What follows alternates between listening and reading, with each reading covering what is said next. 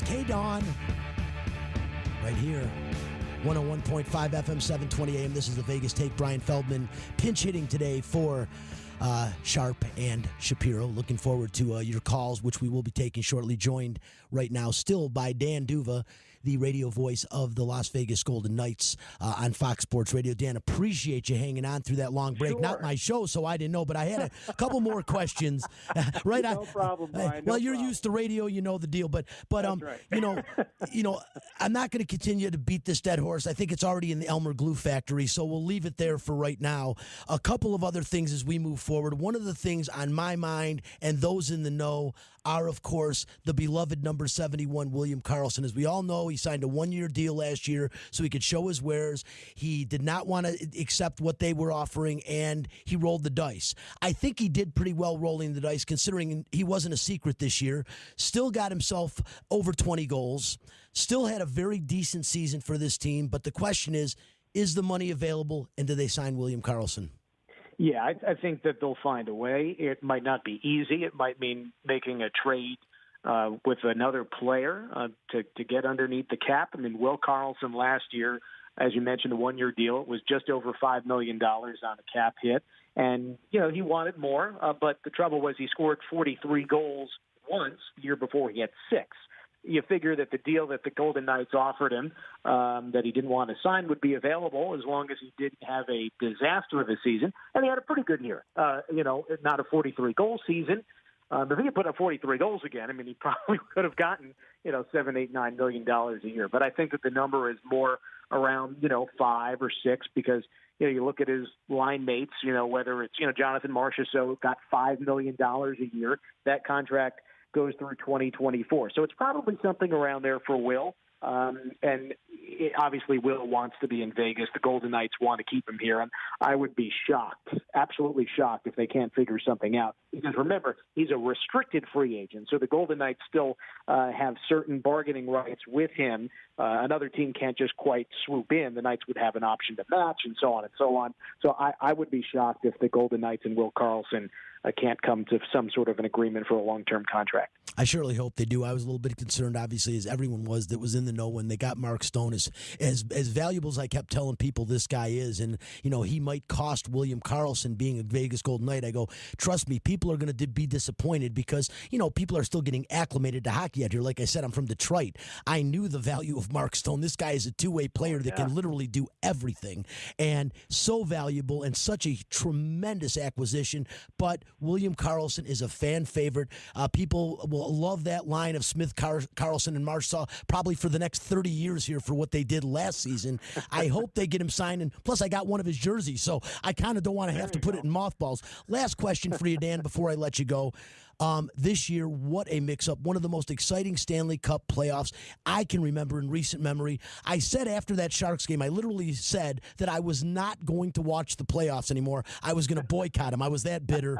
I've had a couple days to put my pacifier away, and I'm now, excited about the playoffs, and I'm excited about these teams. To see two number 8 teams, 2 AC advance in either conference was spectacular. The Carolina, Carolina as well, beating the other Stanley Cup finalist and the champion last night was incredible, watching Washington get bumped. But the Columbus Blue Jackets, what they did in the first round to completely dismantle the Tampa Bay Lightning after the regular season they had, winning the President's Cup, was astonishing. It really was. Although, Dan, Frank Harnish will tell you, he was on my show 3 weeks ago on Sunday. Very true story, my friend. I said emphatically that the Columbus Blue Jackets will beat the Tampa Bay Lightning, and I went and bet it as well, got 5.5 to 1. I did make the prediction. Wow. How do you like that? No one gave me credit at Fox. I'm like, man, I'm sitting here at Fox. Where's all the love, man? Nobody said it. And I'm like, Frank, you were standing in studio next to me when I said it. He goes, you better go put your money where your mouth was, and I did. But I don't want to sit into my own. To me, it was a perfect storm. The bottom line is, Columbus have been playing for their playoff lives for 3 weeks. They have been in playoff mode, and their goaltender is playing as good a hockey as anybody in the National Hockey League. And on the other side, Tampa Bay hadn't played a real, truly meaningful game in a long time. It's a perfect storm. And you think, oh, we've got Columbus. They barely got in. And the same thing happened to Calgary. You get snake bit when you, and I don't know that they look at it like that necessarily, but before you know it, you wake up and you're down in the series and you lose. Going forward, I said at the beginning of the Stanley Cup playoffs, another prediction that I made, I said the St. Louis Blues are going to be raising the cup. David Perron's going to be real happy about going over to St. Louis when it's all said and done. I think he is anyways. I love the way that team plays hockey, and they play all styles. They can play physical, they can play fast, and they're athletic. Yeah, you said, I mean, and right now, I mean, the first of all, yesterday, with the Game 7, Washington and Carolina, I had a feeling similar to yours, and I didn't want to talk to anybody yesterday. I left a lot of texts and calls and emails unanswered until today. I just didn't want to talk to anybody, but I couldn't help but at least catch some of it, the Washington-Carolina game, and I'm sure some Golden Knights fans are delighted that the team that beat them in the final last year no longer is playing. But now today, I mean, you've got Columbus and Boston. They're tied 2-2 going to overtime. And then in a little bit, you've got the Stars and the Blues getting started. So to me, it's an exciting playoff. You've got all 4 division winners knocked out. You mentioned Tampa getting knocked out. That, I guess, in a certain respect, makes it more frustrating because from a Golden Knights standpoint, the path was there. Yeah. There was no behemoth standing in the way of getting back to the final. But, you talk about St. Louis, what Jordan Binnington has done there, just a complete turnaround. Remember, they fired their coach. They were in last place in New Year's. It's really remarkable to see what a team that has been around since the first expansion in '67, but has never won a cup. Maybe this is their year. Dallas is also a stingy team. Got to watch out for the Stars. That the fact that Colorado got in by the skin of their teeth, I wouldn't be surprised if the Avalanche give the Sharks all they could handle in that series. You got to love the Hurricanes, but watch out for Barry Trotz, Lou Lamoriello. What a combination there. And they've got the Islanders playing some of the best hockey in 30 years for that team. So I have a hard time telling you who's going to go the distance or even who's going to meet in the final. But no doubt with as much upheaval in the Stanley Cup playoffs, it's so much fun to watch. And I love it. Some folks will tell you that the playoff system is unfair, given the seedings and the divisions. I think that it's fantastic. The chaos is why we love sports. It's not predictable. If you could easily predict the teams in the finals, it wouldn't be as exciting. It's kind of why we love March Madness so much. So I think the format is great. It's not always equitable, but it is most definitely exciting. If I have to put you on the spot and you got to pick a team, who do you pick? I will say the Islanders. I love that pick. I think it's a great pick. One of my favorite people who I had on the show, a guy that I don't think got his due in the Miracle on Ice, was Kenny Morrow, a guy that wins a gold medal on the Miracle on Ice and then goes to the Islanders and win 4 straight Stanley Cups. Why I was a defenseman as a kid was guys like Kenny Morrow, Brad Park, some of the other ones. But I really like the Islanders as well. Another team playing great hockey, and you got a coach that just coached a team to the Stanley Cup championship last year, Stanley Cup final victory behind the bench in New York, and I really like that team as well. He is Dan Duva, the voice of the Vegas Golden Knights on Fox Sports Radio. Dan, we really appreciate you. Hang in there, man. I'm going to hopefully go get my girlfriend back and fall in love with hockey again. We'll see. Brian, my pleasure. We'll talk to you soon. Absolutely. Again, Dan Duva, voice of the Vegas Golden Knights. We're going to take a real quick call here. I think Fernando has been holding forever. Let's get Fernando on the phone while Ken goes ahead and gives Alan Snell a call from lvsportsbiz.com. Fernando, what's going on, my friend? I appreciate you waiting so long. Hello. Oh, he's gone? Okay, we lost him. I'm sorry. Hey, guys, if you want, the phone lines are open, and I apologize. We did have a number of calls. Give us a call again. You are more than welcome to 702-257-5396. We could talk more about the Vegas Golden Knights. I've got my theories. Really enjoyed what Dan Duva had to say. I mean, all of us, it's an empty feeling. Like I said, you feel like you either got kicked in the private area or you got broken up with. I mean, it was painful. It was more painful than Game 6 by far, just because of the way it transpired with 10 minutes to go in the game. The game was in hand. It was 3-0. It was over. And like I said, I did beat the horse to the Elmo's Groove Factory. I'll leave it alone. I know Ken is getting Alan Snell. He is with lvsportsbiz.com. If you haven't checked it out, go online and check out lvsportsbiz.com. Over 50,000 subscribers. I'll tell you what, Alan is not just a great guy, bicycle enthusiast. This guy, I joke with him and I say, where's Waldo? Because at every sporting event, Alan is there. When you are reading lvsportsbiz.com, this is from the source. The guy is right there. It's not like a guy that's watched something on television or is reading something, writing something that's an opinion. Yeah, there's opinions in there, player, but this guy is everywhere. He's at these events, and especially the business side of sports, I have learned so much, and I admit it to Alan, I steal his material and use it on my show on Fox. The guy's good at what he does. Alan, welcome to the show, man. You were at T-Mobile, or I shouldn't say T-Mobile, you were at City National Arena with me and Dan Duva, who was just on earlier today. Still kind of surreal, isn't it, man? Yeah, since I cover the business side of sports, I asked Bill Foley point blank, how are revenues this year? And he had an interesting answer. He had mentioned that they've gone up 8% in terms of game revenues year to year. But he said something really interesting that I'm not sure a lot of people caught, and that was they lost a lot of revenue because of the fact that they did not advance to round two. So they lost 2 games worth of ticket income because of the Game 7 loss to the San Jose Sharks. So, I thought it was kind of interesting that, obviously everyone is focusing on the tough defeat, and everyone is still, like you said, it's kind of in a surreal atmosphere. But, it means lost income and revenue for the Golden Knights as well. Oh, it's huge. I mean, and it's like I said, Alan, and I don't know if you got a chance to hear when I was talking to Dan, but I said, how simple it is to get that call right. This is how simple it is to get that call right. You go look at Joe Pavelski's face. A cross-check is going to leave a mark. See that the blood is coming from the side of his head, not from his face, because the initial assessment and what the officials went and told Gerard Gallant and the Vegas Golden Knights bench was that it was a cross-check to the face. Then it was retracted. That statement was then retracted by Don Van Massenhoven, who was the series supervisor. He said the major penalty was given because the crotch check caused significant injury. That's crap. That's not what was said initially. The officials assumed Joe Pavelski was cross-checked in the face, and that changed the dynamics of everything. And there's, like Dan said, you can't go back and rewrite history. Even though they did with the George Brett Fine-Tire incident, they went back and replayed the game from that point, which was fair, and Kansas City won the game. This is a similar thing, but unfortunately, you're in the playoffs. There's nothing you can do. History is going to be made by some other team, and it's really unfortunate. But Alan, your take, you were there in San Jose. You were just about, I think you were at every game except for Game 7. It's like the Golden Knights won this series, but they didn't, right? Well, it's going to become part of the folklore of the franchise now that, they suffered arguably one of the most gut-wrenching series defeats, really, not only in the National Hockey League, but, across sports in general. And I think people are going to lump this particular outcome along with the Saints and Rams conference final from last year as well.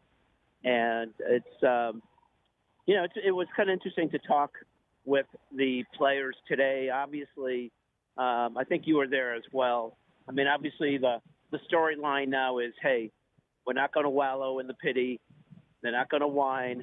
We're going to turn the page. We're going to move ahead.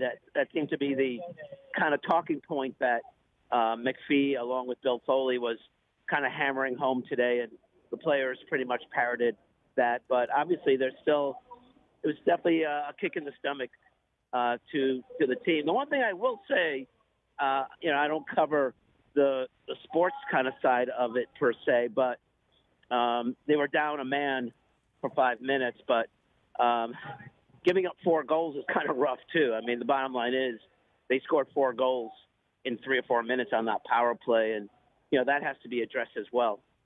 Well, Alan, and it is addressed, and like I said, I addressed it on the show. My feeling in that is that the San Jose Sharks saw Joe Pavelski leaving the ice. He doesn't, like at T-Mobile Arena, you go right past the benches to go to your locker rooms. You actually leave your benches, and it's a different area that you go into. So none of them really get to. I believe you skate across the ice to get. The Golden Knights skate across the ice, I think, to get to their locker room. Correct. Over at the SAP Center. Correct. So the Sharks don't necessarily see exactly what happened to Joe Pavelski. And if I'm the coaching staff of the Sharks, I'm going to them, oh, my God, that was such a cheap shot by Eakin. He smacked Pavelski with a stick. You get them more fired up. Because the bottom line is, Alan, what happened is, I mean, come on, the Sharks elevated their game 2 2 octaves after that penalty. And even Martin Jones seemed to be a bit rejuvenated. And that changed the dynamic. Like I said, before anyone knew what happened in the Vegas Golden Knights are like, oh my God, we're down a goal. It was so. I think you need to address that they did give up 4 goals in like 4 minutes, but you need to address the momentum shift and the fact that one of the Golden Knights' premier penalty killers, Cody Eakin, was the culprit and was the guy tossed from the game, so they didn't have him to help kill a penalty. And if you've watched Cody Eakin, one of his greatest assets is he is a tremendous gnat. He's a two-way player. He is a bothersome guy, especially on the power play. Every shift Cody Eakin plays like it's his last shift. He's disruptive, he's fast, and he was sorely missed on that 5-minute major, no question about it. Well, I was at Cody Eakin's locker along with several dozen reporters today, and he was talking about. In fact, I put the video on my lvsportsbiz.com website. He said the word "sucked" like 10 times. He talked a little about not even knowing, what was even going on. I think he was. He couldn't even be upset because I don't think he even understood that he was thrown out of the game. He didn't. He went in the locker room, stayed dressed, thinking if they went to overtime, he would have an opportunity to play again. He really did. And Cody Eakin is typically a man of few words, doesn't love talking to the media. He's not a bad guy at all. He just is, is kind of an introverted guy, doesn't really want to talk to the media. He talked more today to the media than he ever has, very quiet and subdued, but he said the word sucked like 11 times, 10 times, 11. He kept saying that sucked. That really sucked.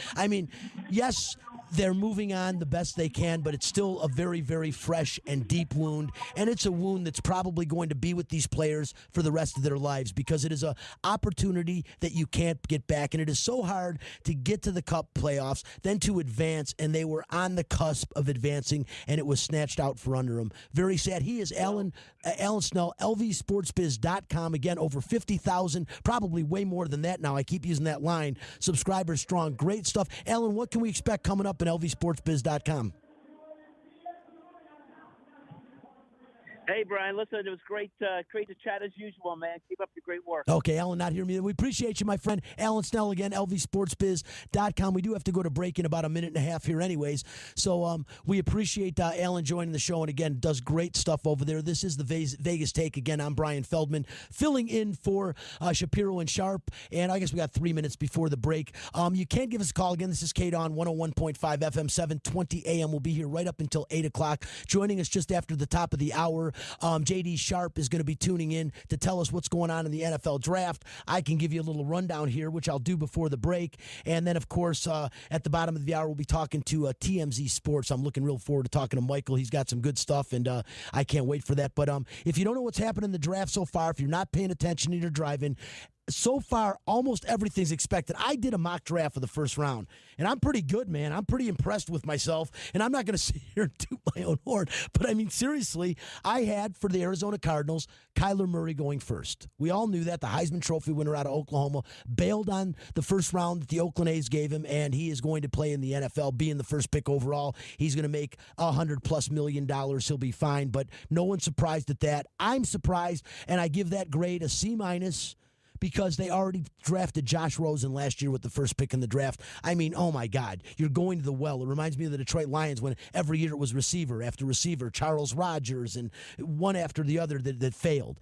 But Nick Bosa went second. I think it's a great pick for the San Francisco 49er fans. They've got to be thrilled. To me, that was the number one pick in the draft.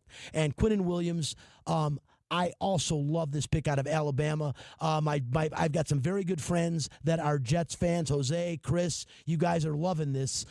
This guy is a game changer. He is a lights-out edge player, and you are really going to like this guy. I think he went right where he should have, third. Here's the surprise pick in the draft. Cleveland Farrell. Not that he's bad. He is awesome. He's a defensive end. Played for Clemson, the national championship team. But I'm going to tell you, I had Cleveland going 22nd to the Baltimore Ravens. using their first pick on that is surprising. I know they've got 3 picks, but man, I'm scratching my head a little bit at that pick. A little bit surprising. Listen, we'll run down the rest of the draft and who are the other players have picked to this point. Again, we'll have J.D. Sharp on with us right after the top of the hour, live from the Raiders draft party. My name is Brian Feldman, filling in for Sharp and Shapiro today here on KDWN, the Vegas Take, right up until 8 o'clock. We will be right back.